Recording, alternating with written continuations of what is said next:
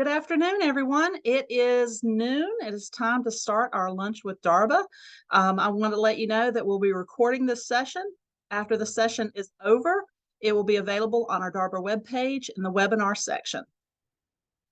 My name is Melissa Mericle, and I am the Office and Finance Manager with Dan River Basin Association. Last year, I did a webinar called Inspired by Nature, and I explored outdoor art and the artists that create it in and around Rockingham County, because that is where I am located. This year, we're revisiting this theme, but this year we'll be exploring outdoor art and artists that create it in and around Patrick and Henry counties in Virginia. I'll be joined by two local artists, photographer Rick Dawson and glasswork artist Aleen Wilson. We'll be discussing art inspiration and the role that nature plays in that inspiration. Rick and Aleen will be sharing some of their insights and some of their work inspired by nature. During our presentation, if you have any questions for me, Rick, or Aleen, please type them in the chat. We'll try to leave time for questions at the end of the presentation. Before I get started, let me tell you a little bit about Dan. Well, nope, I'm not going to do that yet. I am going to, let's stop sharing this. And let me change my camera because I want to introduce our guests today.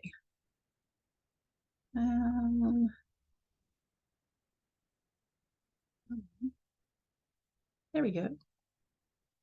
Hey, now we can see y'all.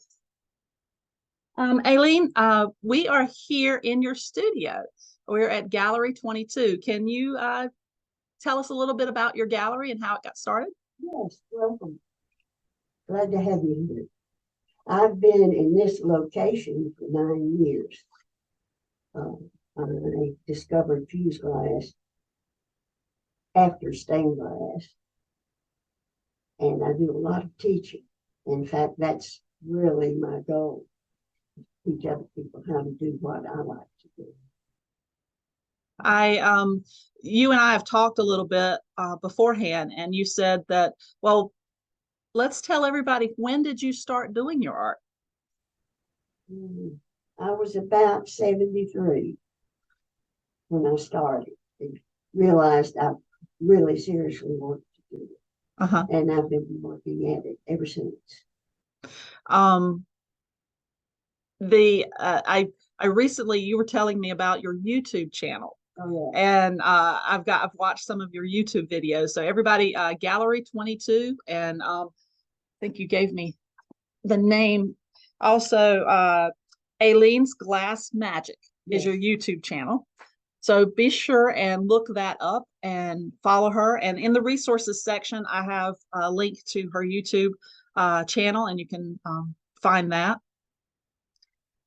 And you had me watch one specifically that I watched yesterday that has gotten how many views? 180,000. And what's the title of that one? It's why I started a YouTube channel at almost 90. Again, you really need to watch that because it will inspire you to keep going and keep working and doing lots of interesting things. That's why I did it, was to encourage people that retire and can't figure out what to do. And also with us today is Rick Dawson, who is a photographer here in Martinsville. Rick, there is a title that you have. Can you tell us about that? That you're not just a photographer. You've worked and you have a title that you have now. Well, actually, I just been awarded the press release first come out sometime in first week of November, so I put that officially. But it's a professional photographer with artist touch is what I consider everything I do. Cool. And we will. I'm going to. I've got a few things that I want to show you and share with you about the area, about Patrick and Henry counties, and then we'll come back and visit with Aleen and Rick in a moment. I need to share my screen. Okay.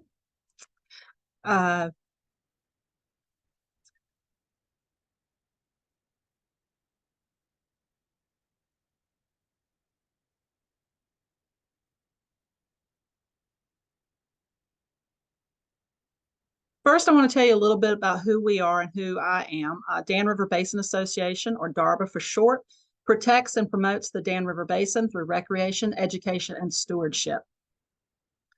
This is a map of the Dan River Basin. And as you can see, it includes the Mayor River, the Smith River, and the Bannister River that all flow into the Dan River. This covers 3,300 square miles in 16 counties, 8 counties in Virginia, and 8 counties in North Carolina. The Dan River crosses the North Carolina-Virginia border 8 times. We protect and promote this vast area in many ways.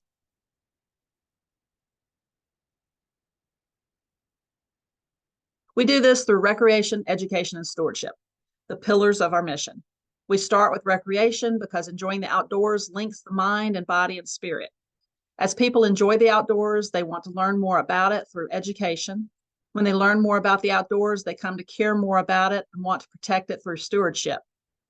Here are some examples of how we accomplish the pillars of our mission. As part of our recreation pillar, we hold public events like our first Saturday outings each month.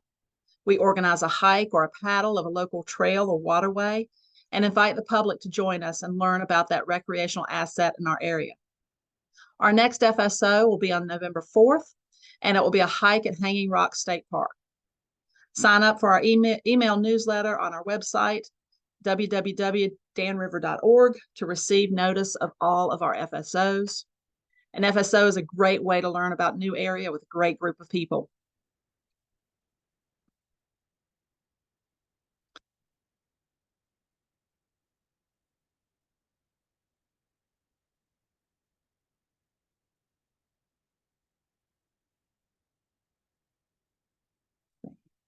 As a theater artist myself, I love discovering new places and traveling. I love being outside and walking trails and kayaking. These experiences ground me and focus me and help me be a better person and a better artist. I recently discovered the professional sculptor George Booman. I found a TED Talk of his on YouTube entitled When Words Fail: Nature, Art, and Meaning. I'll post a link to this video in the resources at the end of this presentation. He studied wildlife ecology, and after earning his master's degree, he began working in one of the grandest studios ever, Yellowstone National Park. He found it difficult to put into words the immenseness and grandeur of it all. His mother was a sculptor, and as a child, he had helped her in her studio. So one day he had an epiphany. Art, this piece of his past, can now rescue his present. So when he couldn't put something he had experienced into words, he could put it into sculpture. The true challenge arises in how to infuse his sculptures with meaning. As humans, we all crave meaning, and according to George, this is where the art comes in. In the Dan River Basin, we have a beautiful setting for art inspiration. Local artists take that inspiration they find in our beautiful basin and infuse their art with its meaning. As you travel in the basin, watch out for how local artists have showcased their work in the outdoors for everyone to see and to enjoy.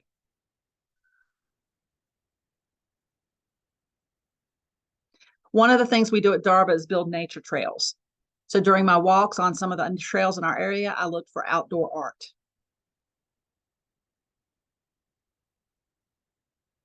In Patrick County, there's a trail art project that DRBA had a hand in.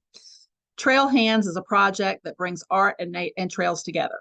In addition to hiking, each person that experiences a trail hand will also have the opportunity to learn more about Patrick County, the heritage, arts, nature, dreams, and stories of the community. Hands. There is one permanent art installation of a trail hand in each locality of the county. Each trail hand is made of concrete and has been adorned by a local artist. As you travel the trails in Patrick County, be on the lookout for these trail hands. All of the trail hands were created by accomplished and talented female artists who live in and around Patrick County. Each of the 5 women have their own style and voice and a very special connection to the beautiful region where they live and work. The artists started with identical 500-pound white concrete hands and were given 3 months to complete their amazing creations. Some of the designs are lighthearted, others are more reflective and serious. but all of the pieces reflect both the artist's connection with Patrick County and the meaning of the Trail Hands project. In Henry County, specifically Martinsville, there are 2 trails that contain art sculptures. The Uptown Spur Trail has some leaf sculptures done by artist Ed Dolinger. Ed also created a sculpture of a silver bell for the Silver Bell Trail. I've been told that there are other small sculptures along the Silver Bell Trail. You'll have to walk the trail and find those sculptures for yourself. Behind Piedmont Arts is the Pollinator Path. Piedmont Arts reimagined a portion of its grounds to create a pollinator path, which is an accessible community space for the appreciation of art and nature. The path has an ADA-compliant pathway lined with native plants that promote pollination and support local wildlife. There's also a dinosaur back there. I think maybe that's from the 2002 event called Dinos on Parade, but I'm not sure, and I'm not sure who painted it. Beside Piedmont Arts is an organization called Begins With You. They're a foundation focusing on reaching the needs of underprivileged in the community by aiding the community through a network of volunteers. They have partnered with Piedmont Arts on the Pollinator Path and have created a pollinator garden behind their organization. A pollinator garden is a type of garden designed with the intent of growing specific nectar and pollen-producing plants in a way that attracts pollinating insects known as pollinators. DRBA is very familiar with pollinator gardens and their benefit. We have built several throughout the basin, including Albert Harris Elementary School. A place for a great walk through nature is the Gravely Lester Art Garden. This lush green public space is punctuated by sculptures and mosaic murals. The first project for the garden was a sign covered with beautiful mosaics. These were done by artist Burl Sola. Sola's mosaics celebrate plants and animals native to Virginia. As you walk along the path, stop and admire each unique sculpture and appreciate the power of art.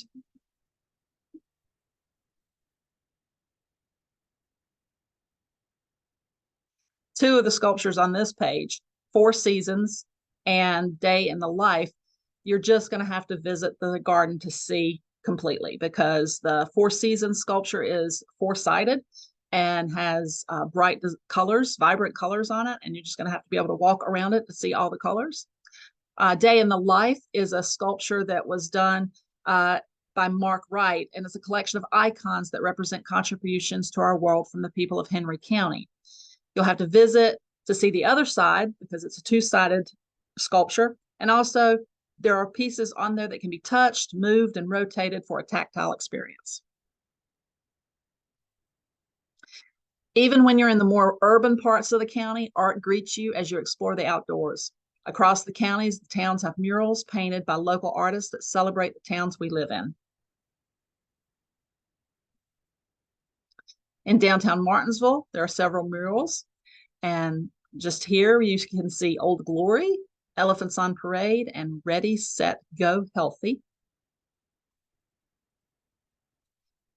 On Fayette Street is a June German Ball mural, and it was created by, it was a project, and there's a lot of artists that helped create that one. If you visit the farmer's market, you can see the farmer's market mural or the Growing Together mural. The Growing Together mural was painted by a group of 5th grade, middle school, and upper school art students at Carlisle School. It is a huge, colorful, and beautiful, and conveys a positive message to the community that together we can grow a healthy community. We can be pollinator friendly and environmentally conscious. The Baldwin block canvases depict the streetscape view of buildings and places significant to the history of this location on Fayette Street. The 3 outdoor murals are on the Market Street side of the new College Institute building. These canvases recall the vibrant African-American community that inhabited the Baldwin block during the early 1900s. Further out in Henry County, you can find the Bassett mural and the Cocoa Trail Chocolates mural.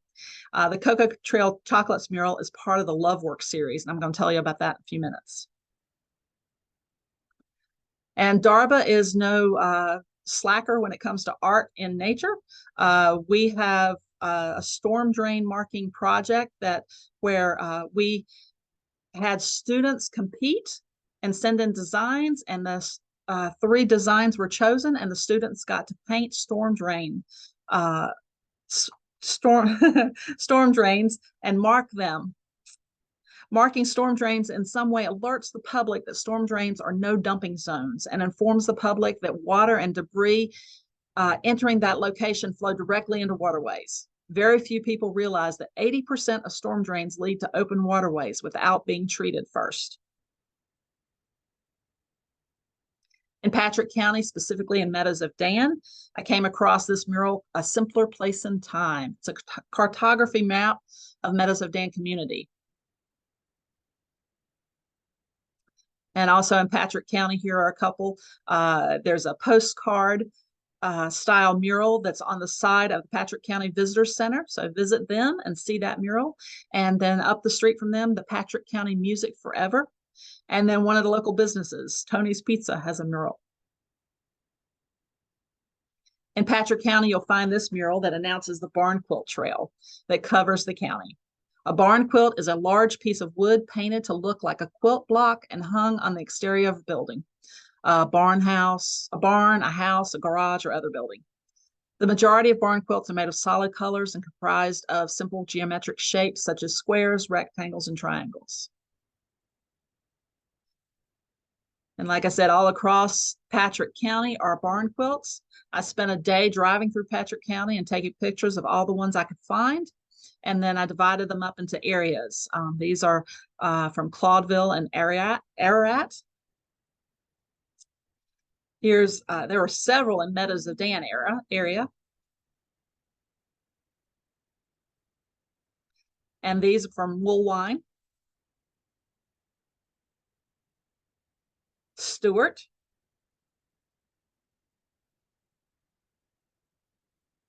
and Stewart, there's a pocket park that's next to Tony's Pizza that I mentioned earlier. And it was part of a Keep Virginia Beautiful grant. The project included some trim work, planting, and painting wooden barn quilts.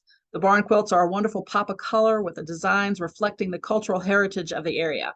An apple basket, tobacco leaf, train motif, mountains, fairy stone, and the state flower, the dogwood. The Patrick County Barn Quilt Trail group consisted of Linda Wilson, Lisa Martin, and Ann and Nelson McConnell, and they spent many hours painting these quilts. And here are a few more out in Patrick County.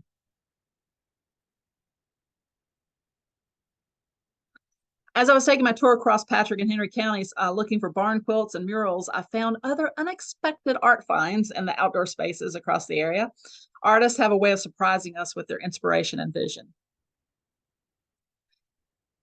Here's just a few things I found. Unfortunately, I don't have any artist information for them because I just found them on the side of the road. Of course, the big chair that was in Martinsville here.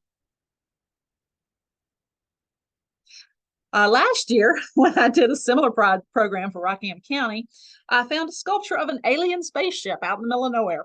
And while traveling from Meadows of Dan to Stewart, I happened across this display of various alien sculptures called Area 50 and 7/8.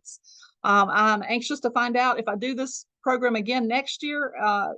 I'm anxious to find out if that area has alien displays. It's kind of interesting what you find. A team of artists and community members worked together to create 4 benches for bus stops and other locations in Martinsville and Henry County called the Benches from MHC Project. In-person work on the benches had to be suspended due to the COVID-19 pandemic, but the teams collaborated through emails and telephone calls, and when they were able to work in person again, they did so, and the project was completed in the spring of 2022. And these benches are located in several areas of Henry County. You remember the Cocoa Trail Chocolates mural in Collinsville earlier that I mentioned. I mentioned it was part of the Love Work series. Throughout many towns and cities in Virginia, there are art designs called Love Works. They are an initiative of the Virginia Tourism Corporation to encourage tourism and celebrate the Commonwealth's motto, Virginia is for lovers. And before we end this portion of the webinar, I want to return, before I return to our artists, I have to say a special thank you to Piedmont Arts and their help with this project. Not only was I able to find a bunch of information on their website about the local public art, they were also instrumental in introducing me to today's artists. I attended the opening of their latest art exhibition, Compulsory Measures, and met Director of Exhibitions and Marketing, Bernadette Moore. She kindly introduced me to Aleen and Rick. Thank you for joining me on my travels through Henry and Martin and Patrick County. Before we return to Gallery 22, I'd like to show you some of the work of Aleen Wilson, and then we'll give Aleen a chance to talk about her work. So I'm just going to quickly go through here. I've got some pictures that I took, but they're not as good as the real thing. So here's a picture of the outside of Aleen's studio and some of her with her works. Here are some more of her works, and she'll talk about some of these today.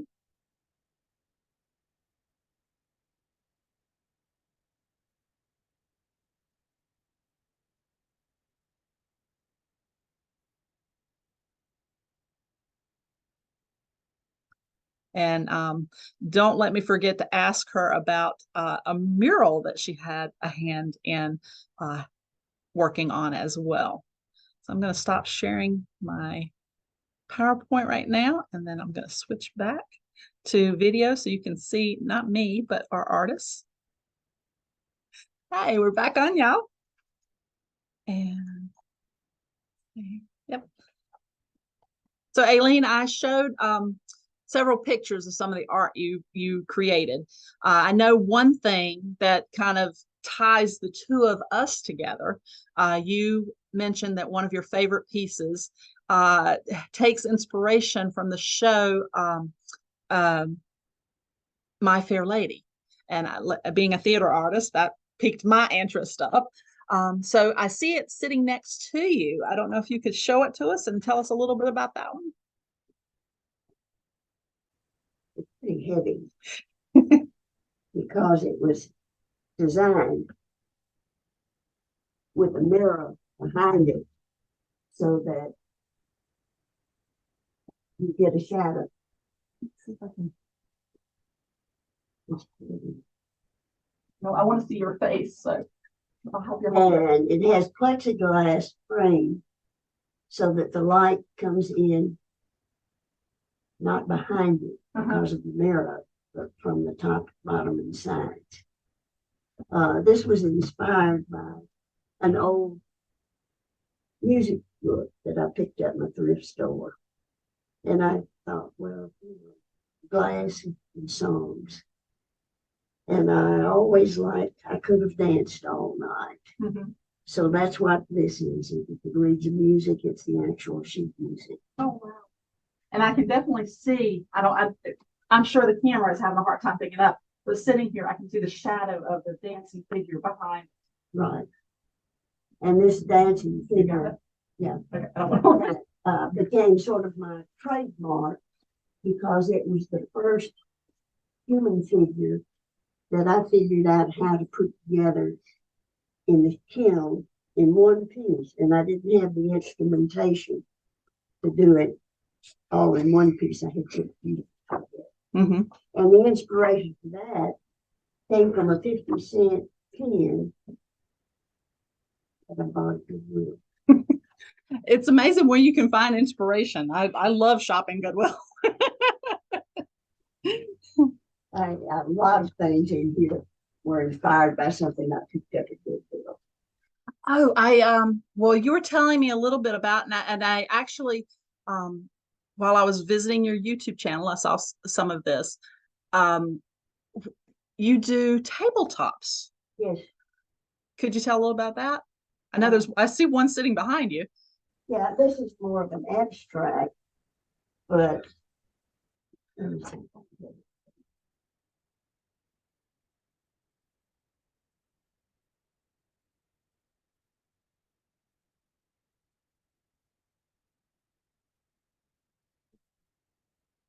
You say that.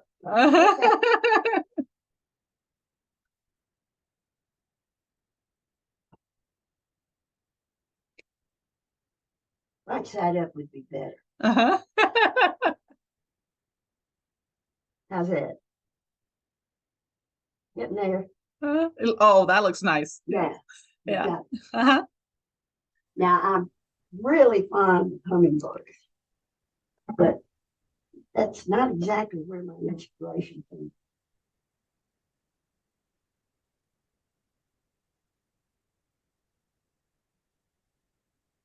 Yard sales. Ah, not just Goodwill, but yard sales as well. Oh, look at that. See the hummingbird?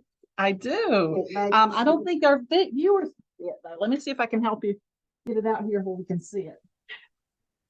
If the hummingbird size and structure are matched to the wrought irons. In You can see the hummingbirds in the piece. This is the stand, correct? yeah, it opens out into a tripod Uh-huh. that supports the glass. Okay. Anyway, Can I set it here? yeah.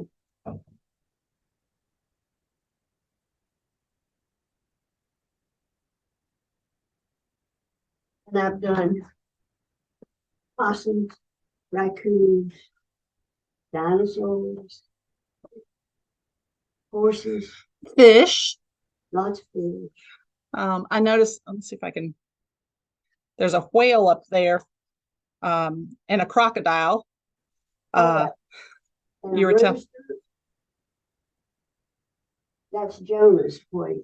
oh, okay. And that one was for Rooster Walk. And just a plain old owl. And the one up top is called Dundee. Oh, the crocodile? Yeah. Like Crocodile Dundee? Right.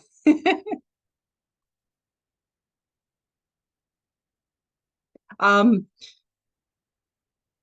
Rick, you and I had met at Piedmont Arts, and I have a video that I'm going to show later of our meeting. And while you were there, we talked about naming our pieces, and I don't think I got that into the video. So Aleen was talking about, she named the Crocodile Dundee, and then the other piece was I Could Have Danced All Night from My Fair Lady. You mentioned how you come up with some of your ideas of how to name some of your pieces as well.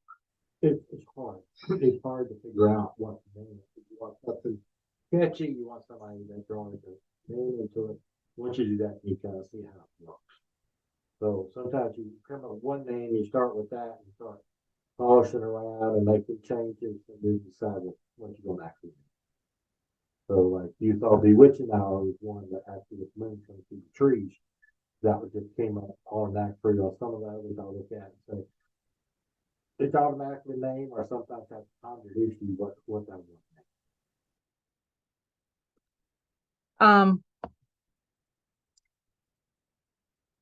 Aleen, we talked one of the first times we met. I asked you about your style of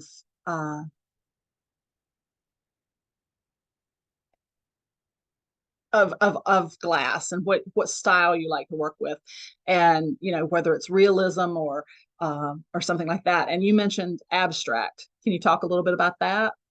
Well, I can show you better. Okay. That's why I say glass is made.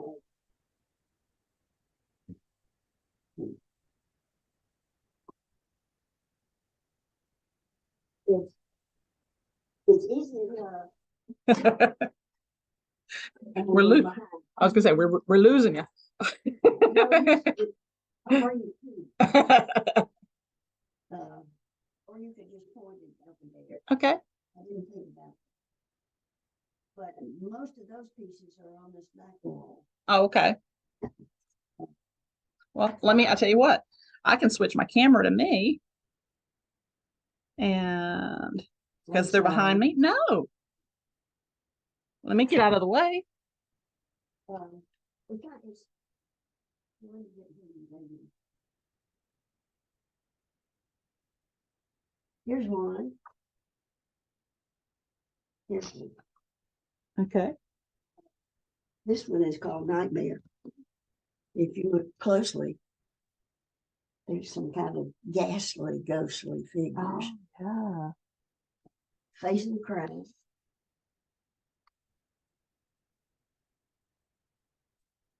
I'm watching. I was gonna say, be careful, my cord is right there. Yeah. It could fall. This is Pegasus, the winged horse. Uh-huh. This is Spider-Man and Casper. Okay. All of these were done with the same technique called Reiki. Uh-huh. You organize your glass in a variety of ways, put it in the kiln, heat it to 1600 degrees, and then break it. And I mean, actually open the door and break it. Oh, I didn't know. I've heard of raking before, but I didn't know what it was. So you You break it. And the special tool that I use is a barbecue fork. And you never know what's coming out. Uh-huh. You can plan your colors, but you can't plan your shades because you can't really see what you're doing. Pegasus, the little horse figure, Uh-huh. was in a piece about so big. I didn't see anything. So I made myself a set of templates that I worked each one over the glass. And then all of a sudden, there he was. So I cut him out. So did you plan on making a Pegasus, or is that what happened? That's what happened. Yeah. Then you have to see something and you don't know what it's going to be. Mm-hmm. It's magic and fun. Is you mentioned something about imagination series. Is that part of your imagination? That's your imagination series? Yeah. I remember you mentioning that during our first meeting. Because if you don't have any imagination, you just see a blob. Yeah. What is it? The is it Escher or no? That's not it. I was thinking of the designs when like psychologists, they'll show you a blob and you have to figure out what it is. The one shot. Yeah. Something like that. So Rick, where do you get for your photography? And I apologize, we haven't seen it yet. We're going to see it in a minute. Where do you get your inspiration for your photography? Just walk up on it, see something that interests me, and take a picture of it, try to decide what interests me, caught my attention, and what they do right. Decide how I want to take a picture, what lenses I'm going to use, and all that goes into it. Mm-hmm. So I'm not a dashboard thing. In other words, all the picture stuff that you Photoshop and Lightroom to where I can work with the detail that can stand out. Yeah. One thing you mentioned that was really interesting was angles and seeing things differently than other people and seeing things from different angles. Could you talk more about that? Sure.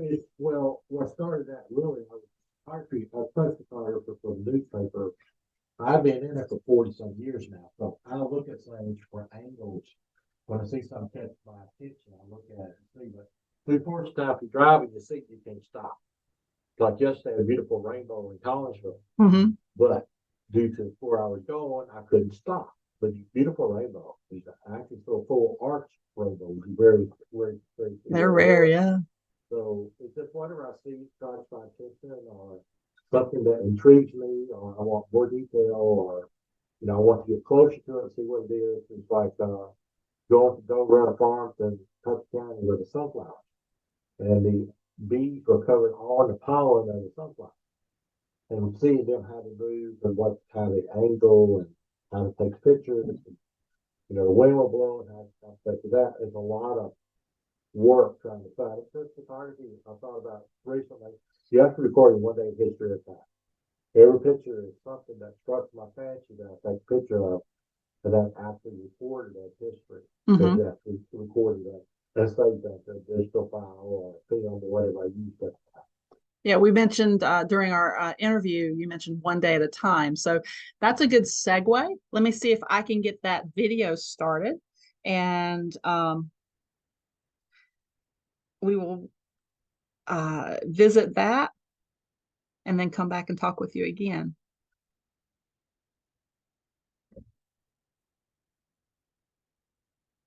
So this is Rick Dawson. He is a professional photographer here based in Martinsville, Virginia. We are at Piedmont Arts, and Rick has this beautiful exhibit here. Is there a name for this room? It's my mind just went blank. Linwood Artist Gallery. Okay, the Linwood Artist Gallery. Yep. And we're going to be talking about some of the pictures in here, some of his photographs in here. But I just wanted to ask, how did you come to be able to do an exhibit here? Well, I've been asked to do an exhibit here for years. I won multiple blue ribbons through the different art contests we have here. Expressions is what we're on now. Actually, when they had the, I just went blank again, I'm sorry. You used to have another one before that used to be at the bank. Mm-hmm. And they had that, and I won 2 blue ribbons there. And when you go and they're supposed to be, if you do get into this, I never got into it. So recently they had nobody come in. And I said, I've been wanting to do it for years, let me do it. They let me do it, and the response I got from having the show was very positive. Everybody liked the colors in it, how it looked, like the Blue Ridge Marina back here, which actually was the front cover of Discover magazine years ago for the Martinsville Henry County Chamber of Commerce. So I've been using that and other stuff, like the moon was taken with a full moon, with a long lens I got down, be able to reach out and get the craters and all that into it. So I try to look up at the lunars, what's going to be happening. Like this year, we had the pink moon, the blue moon, the red moon was all coming in together. So I got pictures of all of that. Well, I know we talked earlier, and you do lots of different kind of photography. You do sports photography, you do headshots, you do seniors, commercial, whatever. Commercial work, yeah. But you said a special love of yours is doing nature photography. I started out in nature years ago when I first got into photography during the 70s. I started doing nature photography, and I gradually went up in the 80s before I went professional. And I would go out and do nature photography because to me it's beautiful everywhere you see it. But majority of the time people don't see it. They see it, but they don't see it. Mm-hmm. So they just move on to something else. But now I'm going back to nature, which I enjoy doing.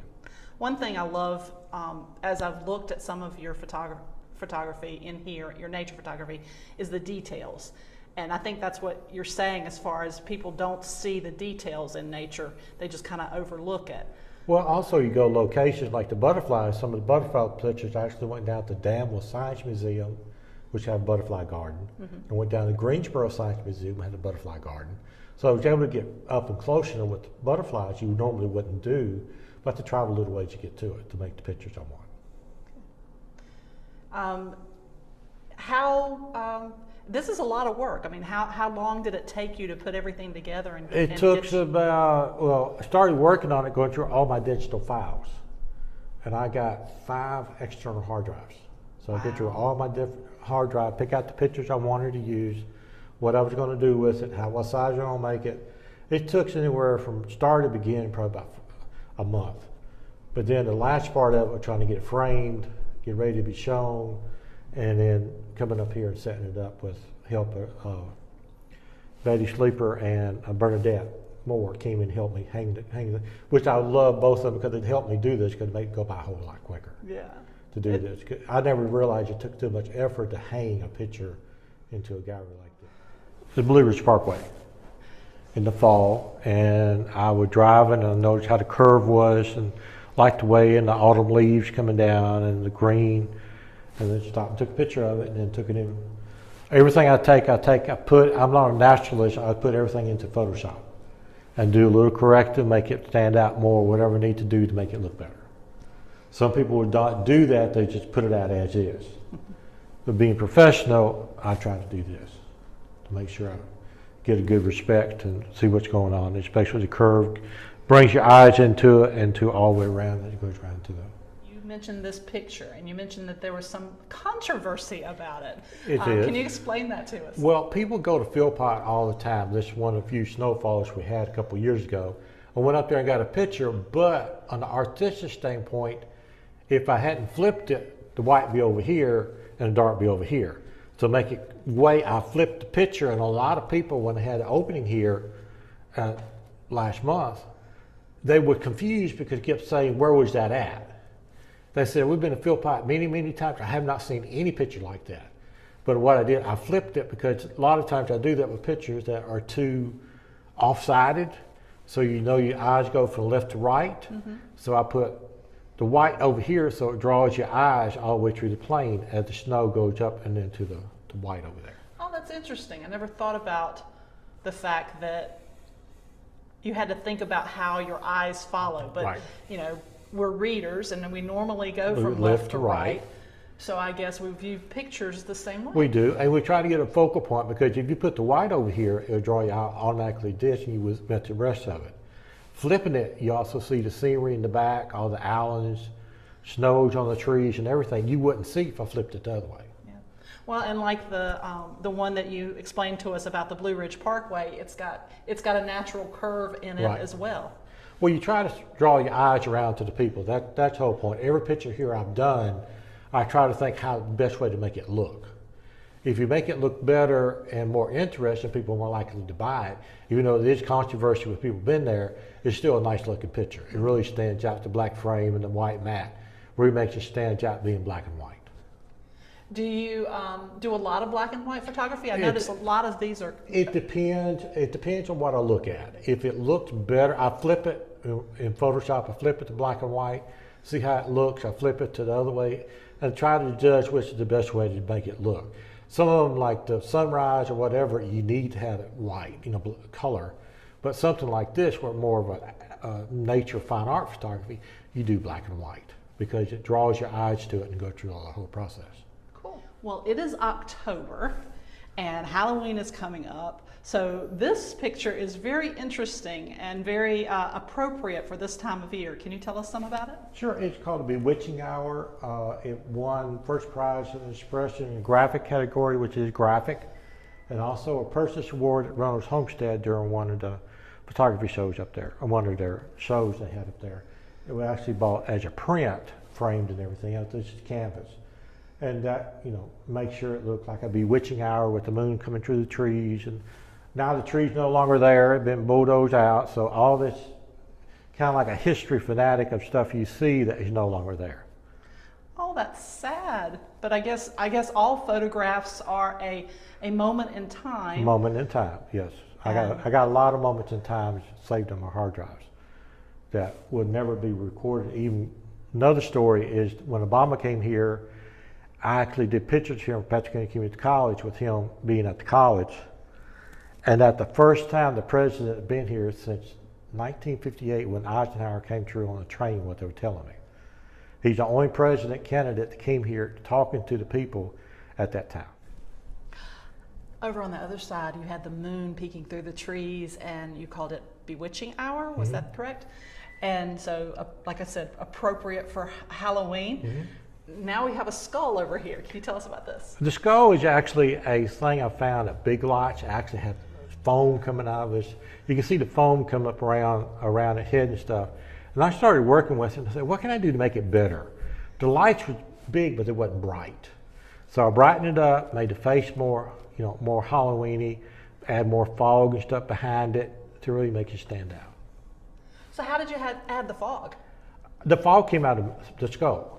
Oh, so it was a mechanical skull. So you Well, could, it's actually had an ultrasonic thing to put fog out from the water. I have 2 big fog machines at the house, and at Studio 107 we're having our Halloween thing. I don't put them out with fog machines for people to come and get candy and also have the pictures taken at the same time.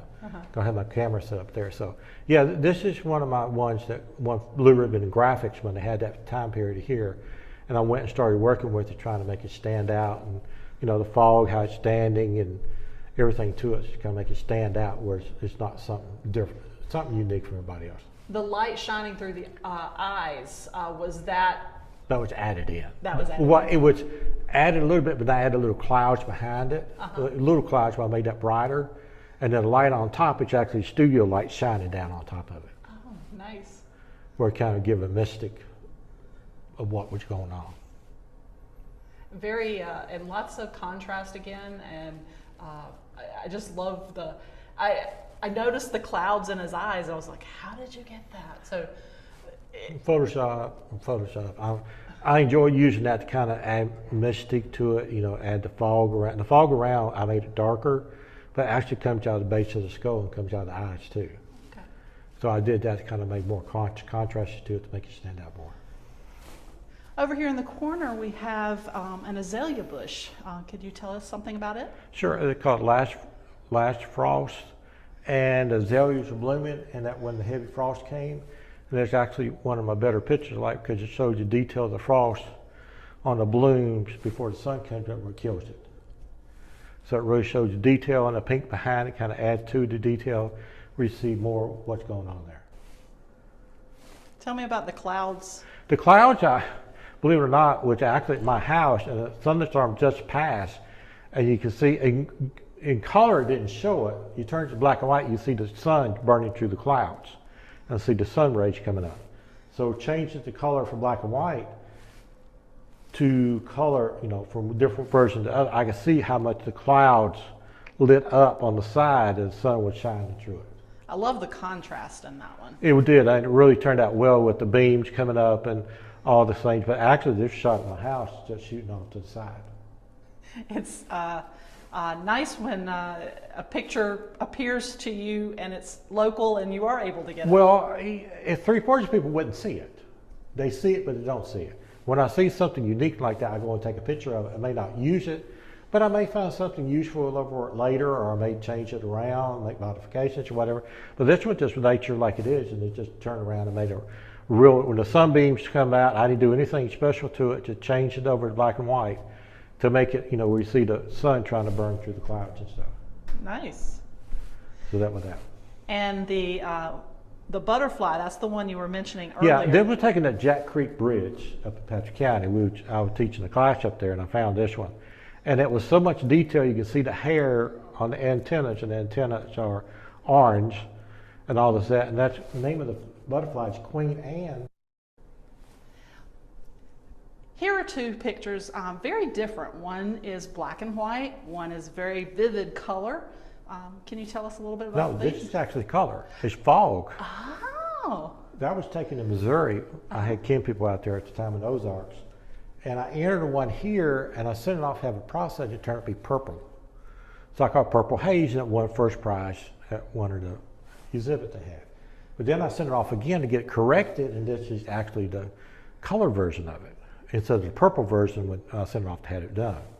So this is actually what it's supposed to look like, where you see the trees, the pond, then another tree, and gradually go backwards into the fall. But that was taken years ago in 1980s when I went up to see relatives out there. And this right here is actually taken at Doe Run Farms in Patrick County, where we have the sunflower maze. And it was raining that day, kind of messy. It worked out perfect because you can see the honeybee trying to cover up from the rain, and still got rain droplets on it, and everywhere else it's trying to cover up the sunflower. So it's very bright, very colorful as you look at the bee as it try to cover up and not get too wet. Well, Rick, this exhibit is just overwhelming. You have so many items in here and such contrast in all the items. But being from Dan River Basin Association, I am very glad that this is your nature exhibit. I guess apart from the skull, but the skull still has clouds in it, so it still has some of the nature.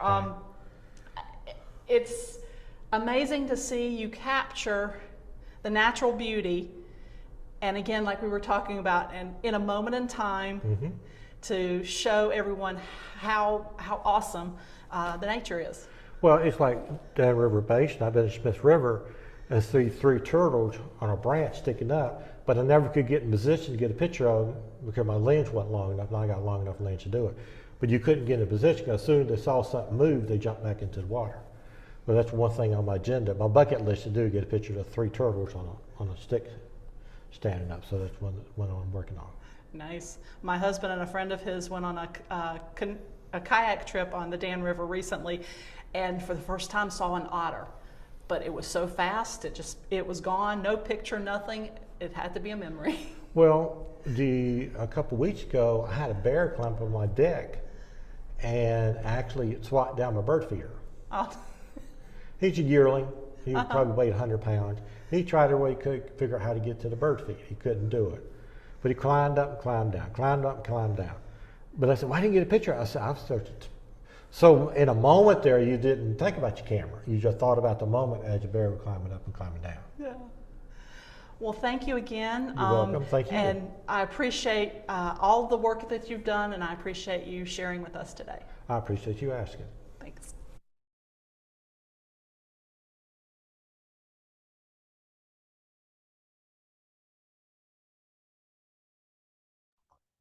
There, turn my audio back on. I hope you enjoyed that video and that visit with Rick at Piedmont Arts. If you want to see that exhibit and experience it in real life instead of just through video, you have until Friday. Rick tells me that Friday is the last day and they're going to be taking it down on Saturday. And so get on over to Piedmont Arts and see that exhibit. Back to you. And during that exhibit, there were a couple of pieces that we featured. One was your Look Into My Eyes, the skull picture, and the Bewitching Hour, the tree. And very appropriate for this month, for October. Halloween is coming up. So you may want to purchase one of those from Rick and display that along with your Halloween decorations. And Aleen, you mentioned a piece that we couldn't see very well hanging on the wall over there. So I gave it to you and I wanted to show that for this month. I'm going to show it backwards. Oh, okay. This is the back. There's so many aspects to it. I fixed it so you can frame it differently each day. And this is the piece. And what did that have a name again? Nightmare. Nightmare. I love the ghostly figures kind of haunting that one. That's very nice. While we were chatting while the recording was going, while the video was going on. So I found a little bit about Aleen. She said that she had done an exhibit at Piedmont Arts. Can you tell us about that? Yes, it was 2, 3, 4 years ago. It was after I started working with my imagination series, and I hung it all with no titles, no names, and let the audience decide what they saw.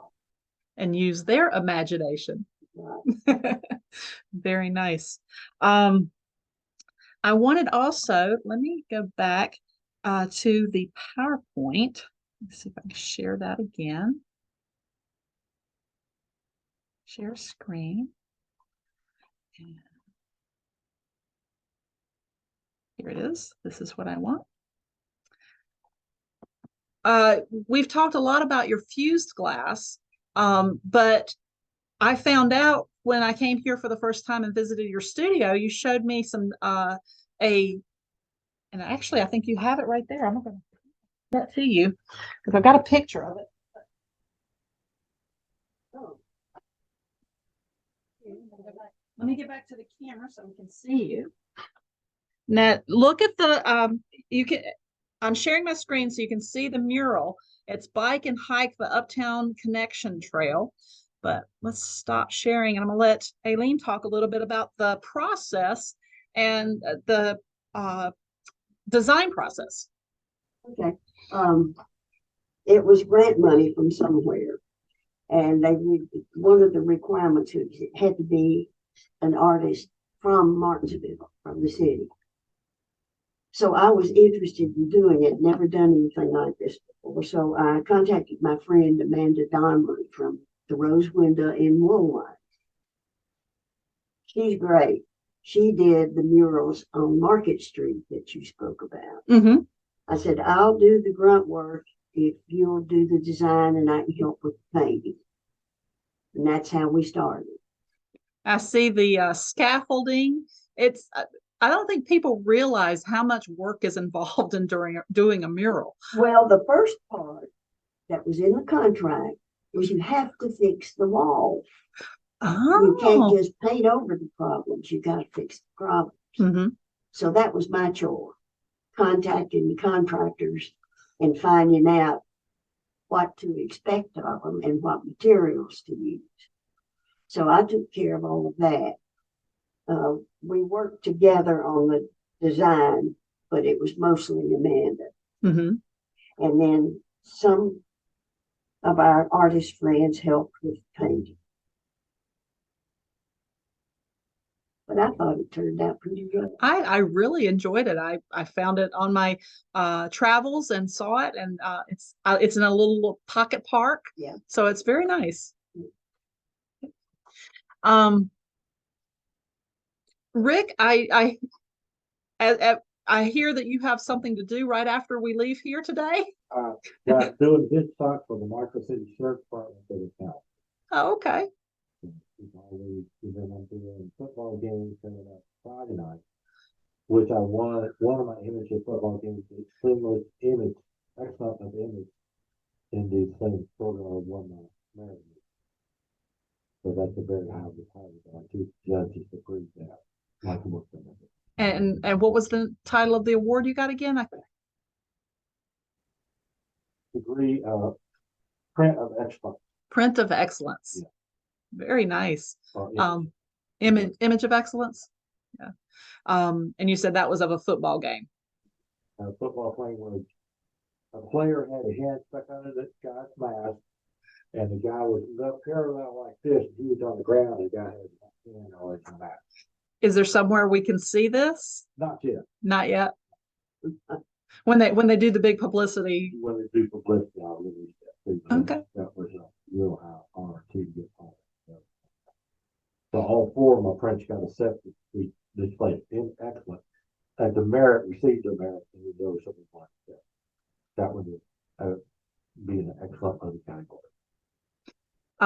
Well, it's almost 1 o'clock, so we're almost going to have to end and get Rick to his job with the headshots for the sheriff's department. But I wanted Aleen to show one more thing. She showed me this morning that she did it special for DRBA and wanted to show us. Oh.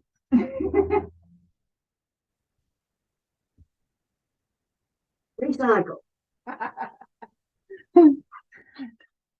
That will teach everyone that you never know what you can make with recycled items. That's right. I love the green colors in it, and it's very imaginative.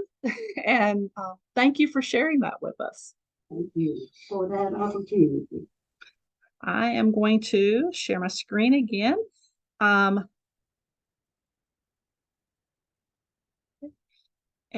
oops, not that one. This one. There we go. That's again another picture of the Uptown Connection Trail. And I didn't show these pictures. Here's a few of, whoops, I went too fast. There's Rick with a couple of his pictures and some pictures of his display at Piedmont Arts, his gallery at Piedmont Arts that you need to go and see before Friday or by Friday before it closes. I have some resources at the end of the PowerPoint, and when this video will be posted on YouTube and on our website at www.danriver.org, so you can view it again or share it. And I will also post the PowerPoint so that you can see the resources. If you want to know any more about any of the stuff that was covered in this presentation today.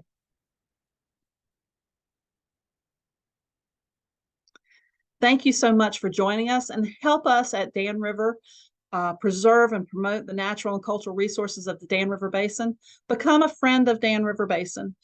We appreciate any and all support, and we will work to make this area beautiful and a wonderful place for you to play and work and enjoy the natural environment. Thank you again, Rick and Aleen, for joining me. I really appreciate it. It has been so nice getting to know you, and I hope to see you around a lot more. Thank you. Thank you. And again, my name's Melissa Mericle. I thank you so much for being a part of this lunch with DRBA. And hopefully maybe next year, if I can find some artists to join me, I would like to do the Danville area next year. So if you are an artist out there who are from Danville, or you know someone, please get in touch with me at Dan River Basin, darba.nc@danriver.org, and let me know. And if you'd like to participate, I would love to have you. Thanks. Have a great day. It's beautiful outside. Get outside, walk a trail. Bye.